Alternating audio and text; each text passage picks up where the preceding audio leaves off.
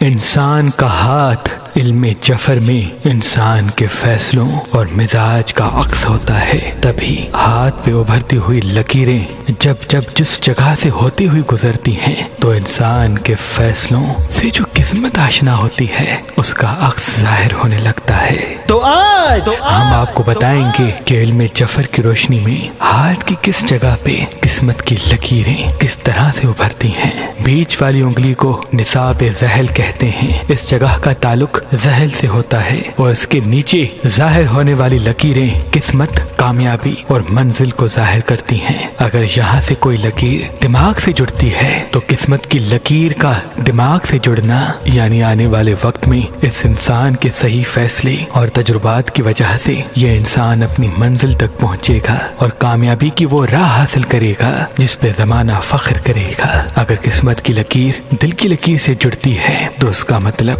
یہ اپنے رحم، ہمدردی اور محبت کی وجہ سے کامیابی تک پہنچے گا، یعنی ان کے ایموشنل فیصلے آنے والے وقت میں ان کو ایک بڑی منزل دینے والے ہیں۔ اور اگر قسمت کی لکیر مون ایریا سے ہوتے ہوئے سہل تک جا رہی ہے، یعنی ان کی کامیابی ان کے سفر میں ہے، اور کہیں باہر جانا چاہتے ہیں، چاہے وہ پڑھائی کے حوالے سے ہو یا جاب کے حوالے سے، شادی کے حوالے سے ہو یا مستقل رہنے کے حوالے سے، ان کے لیے ایک منزل کی امید بنے گا اور یوں یہ اپنی کامیابی تک آ پہنچیں گے۔ اور مون ایریا کا تعلق دوستوں اور رشتہ داروں کی مدد سے بھی ہوتا ہے۔ اگر قسمت کی لکیر ایک سے زیادہ ہوتے ہوئے ذہل کی طرف پڑ رہی ہیں تو اس کا مطلب یہ بہت سارے ایسے کام کرے گا جو ان کے لیے کامیابی کا سبب بنیں گے۔ اگر یہ قسمت کی لکیر سن ایریا کی طرف پڑ رہی ہے یعنی یہ انسان لکی ہوگا اور اس کا لک اس پہ آنے والے وقت میں حکومت کرے گا اور یوں یہ خوش نصیب بن کے تھوڑے وقت میں بڑی منزل تک آ پہنچے گا۔ اگر قسمت کی لکیر زندگی سے مل رہی ہے یعنی ان کی قسمت ان کی زندگی کو سکون دے گی اور آنے والے وقت میں سکون اور صحت کے اسباب منظر عام پہ آئیں گے۔ اور اگر قسمت کی لکیر اور سن ایریا کی لکیر ٹرائنگل بنا رہی ہیں یعنی یہ ایسی شہرت حاصل کرے گا، ایسی عزت حاصل کرے گا جس پہ ان کے دوست و عزیز و اقارب فخر کریں گے۔